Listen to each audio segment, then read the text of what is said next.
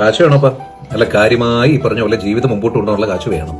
ആണായാലും അതെ, പെണ്ണായാലും അതെ. കാശില്ലെങ്കിൽ നിങ്ങൾ ആരും കരുതുന്നത് പോലെ സ്നേഹമാണ് അഖിലസാര മൂഴിയിൽ എന്നതൊന്നും ഇന്നത്തെ കാലത്ത്, ഇപ്പോഴത്തെ കാലത്ത് വിശ്വസിക്കാൻ പറ്റുന്ന കാര്യമല്ലാണോ? കയ്യിൽ കാശില്ലാത്തതിന്റേതായ പ്രശ്നങ്ങൾ നിങ്ങൾ നേരിടുന്നില്ലേ?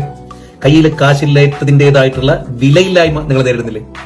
പലപ്പോഴും പലർക്കും സ്വന്തം കുടുംബത്തിനകത്ത് പോലും വിലയില്ലാണ്ടായി പോകുന്നത്, അത്രമേൽ അവരങ്ങനെ ചവിട്ടി തേക്കപ്പെടുന്നത്, അത് പുരുഷനാകട്ടെ സ്ത്രീയാകട്ടെ, പണം എന്ന് പറയുന്ന സാധനത്തിന്റെ പേരിലാണ്.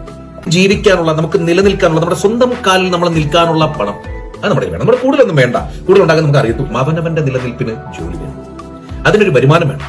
അതൊരു കുടുംബത്തിലെ രണ്ടുപേർക്കും വേണം, പുരുഷനും വേണം, സ്ത്രീക്കും വേണം. കുഞ്ഞുങ്ങളെ പാകമായി കഴിഞ്ഞ് അവരവരുടെ പഠനം അങ്ങോട്ട് കഴിഞ്ഞാൽ അവരെയും വെറുതെ നിൽക്കാൻ അനുവദിക്കാൻ പറ്റില്ല, അവർക്കും ജോലി വേണം. ഒരു കുടുംബത്തിനൊന്നായി തന്നെ ഇൻകം വേണം.